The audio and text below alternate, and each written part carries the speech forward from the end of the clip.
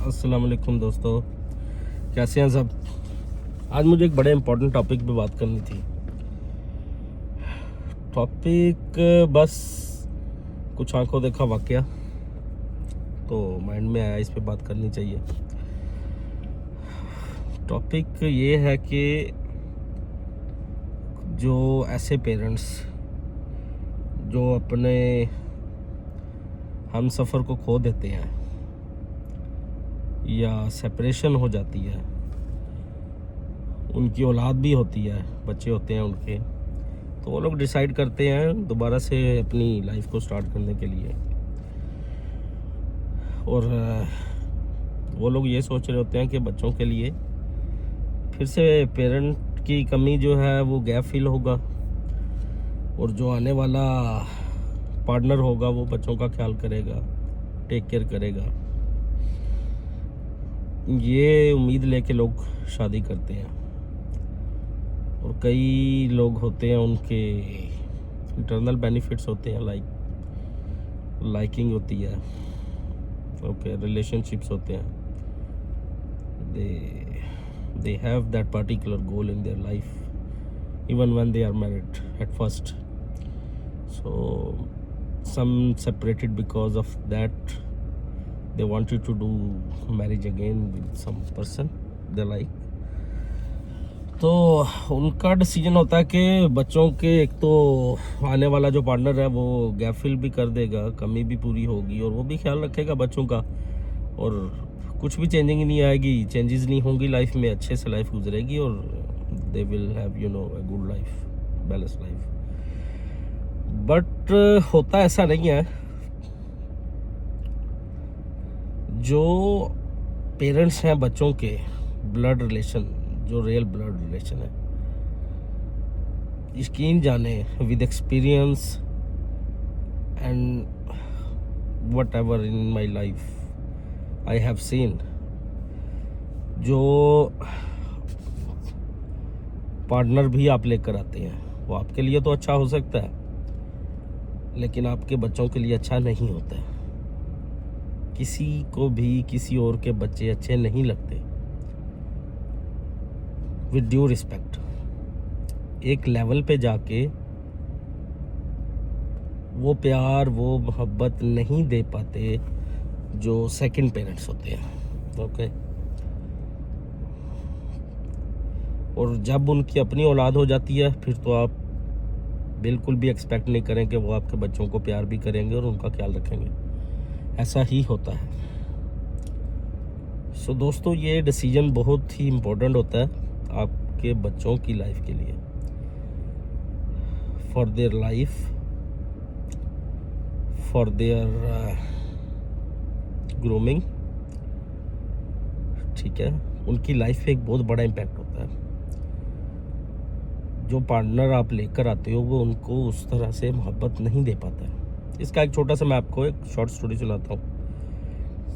एक बंदा है, उसकी वाइफ गुजर गई या सेपरेशन हो गई, व्हाटसोएवर। उसकी एक बेटी थी, ठीक है। तो वो दूसरी शादी कर लेता है। एक दिन अपनी बेटी के साथ बैठा डिनर कर रहा होता है, तो पूछता है कि बेटा, तो बताओ आपको मम्मा जी कैसी लगी, ये अच्छी है या पहले वाली मम्मा अच्छी थी। तो वो कहती है कि पापा, पहले वाली मम्मा तो झूठी थी, ये मम्मा जो है ये बहुत सच्ची है। वो पूछता, वो कैसे।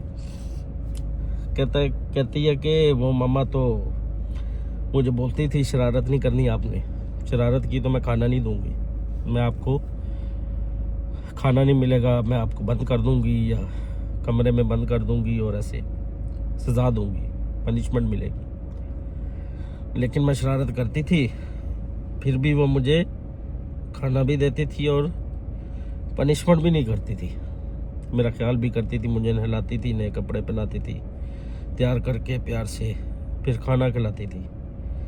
लेकिन ये मामा वैसी नहीं है, ये मुझे बोलती है शरारत करोगी तो मैं खाना नहीं दूंगी, पनिशमेंट भी दूंगी, कमरे में बंद कर दूंगी।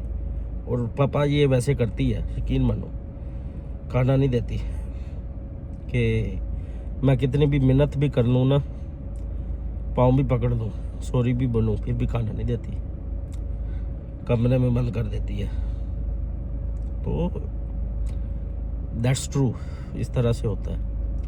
आप खुद को ही देख लें, इंसान को, आप किसी प्लेग्राउंड में चले जाओ ना बच्चों को लेके किसी पार्क में, तो आपको अपने बच्चे सबसे अच्छे लग रहे होते हैं, कोई और बच्चे आपको अच्छे नहीं लगते। कोई आपके बच्चे को धक्का देना तो आपको अच्छा नहीं लगता, आपको अच्छा फील नहीं होता।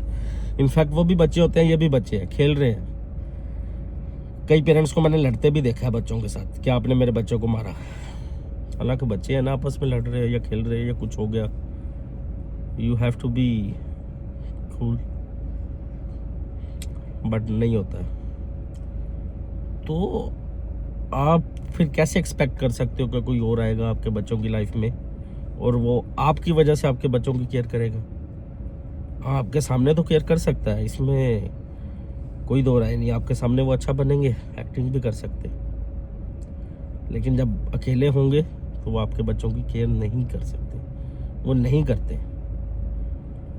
और ये एक बहुत ही बारीक चैप्टर है लाइफ का, बच्चों की टेक केयर करना, उनकी परवरिश करना और उनको इस काबिल बनाना, इस दुनिया के लायक बनाना, ये आपका फ़र्ज़ है। आपसे इसके बारे में हिसाब होगा, पूछा जाएगा कि आपने अपने बच्चों की, उनको निगलेक्ट क्यों किया, आपने उनको क्यों दूसरों के हवाले किया। आपके बच्चे अगर गलत कामों में पड़े या बैड एनवायरनमेंट में चले गए तो उसका जवाब आपने देना है, आपसे पूछा जाएगा आप क्या कर रहे थे, आप तो पेरेंट्स थे ना। तब आप ये नहीं कह सकते कि मैं तो इनके लिए कमाने गया हुआ था। कमाना तो सबने है, सब पे फ़र्ज़ है। अगर आपको इतना ही कमाने का शौक़ था तो आपने क्यों की शादी, क्यों बच्चे पैदा किए? तब तो आपको शौक़ होता है, आप दुआएं मांगते हो कि या अल्लाह हमें औलाद दे। जब औलाद नहीं होती तो आप उन कपल्स की हालत देखो, इनको औलाद नहीं होती, क्या क्या नहीं करते वो लोग। फिर जब आपको औलाद मिलती है आप निगलेक्ट करते हैं उनको। अच्छा कमाना ही सब कुछ नहीं होता है, लाइफ को बराबर लेकर चलना भी बहुत कुछ है। आपको अच्छा अर्निंग भी करनी है, अपने घर को अच्छा से चलाना है, अपने बच्चों की परवरिश अच्छे से करनी है, उनको इस काबिल बनाना, इस दुनिया के लिए काबिल बनाना है कि वो दुनिया के लिए बेनिफिशियल हो। आपने उनको इस रास्ते पे लेके जाना है, इस काबिल बनाना है। ये सबसे बड़ा काम है, दैट्स ए बिग टास्क। अगर कल को आपकी औलाद से कोई तंग होता है या किसी की दिल आज़ारी होती है, दैट्स रियली बैड, उसका भी जवाब देना पड़ता है। तो इस चीज़ को आप सीरियस लें। अगर खुदा न खास्ता आपके साथ ज़िंदगी में कुछ ऐसा मिसहैप या कुछ ऐसा इंसिडेंट होता है कि आप उस स्टेज पे चले जाते हो कि आपको अपने बच्चों के लिए ऑप्शन देखना है, तो अवॉइड दैट ऑप्शन।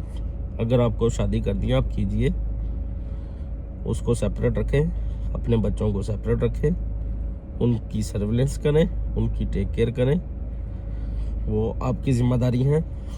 किसी थर्ड पर्सन की ज़िम्मेदारी कभी भी नहीं हो सकती और ना ही आप एक्सपेक्ट करें, वो तो फिर आंखें बंद करने वाली बात है। इसलिए किसी से कुछ भी एक्सपेक्ट करने का फ़ायदा नहीं होता है। आपको ही आपके बच्चों की टेक केयर करनी है, आपकी ब्लड लाइन से हैं तो आपको ही टेक केयर करनी है। हाँ, अगर आपके कुछ ऐसा है, आपकी लाइफ में कोई ऐसा है सीन कि आपका जो पार्टनर है उसके बच्चे हैं साथ में, वो लेके आते हैं, आप भी उनको वो मोहब्बत नहीं दे पाओगे जो वो डिज़र्व करते हैं। तो इस मामले में भी अगर आप लोग इस चीज़ में जाते हो, इन्वॉल्व होते हो, तो फिर खुद को स्ट्रॉन्ग करना है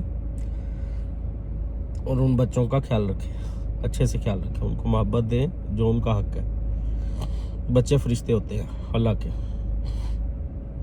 तो उनका ख्याल रखना चाहिए, उनको मोहब्बत देनी चाहिए, दैट दे डिज़र्व। उनको लाइफ में अच्छा इंसान बनाएं ताकि वो बड़े होके इस माशरे के लिए, लोगों के लिए बेनिफिशियल हो, लोग उनसे तंग नहीं हो, उनकी ऐसी परवरिश करें।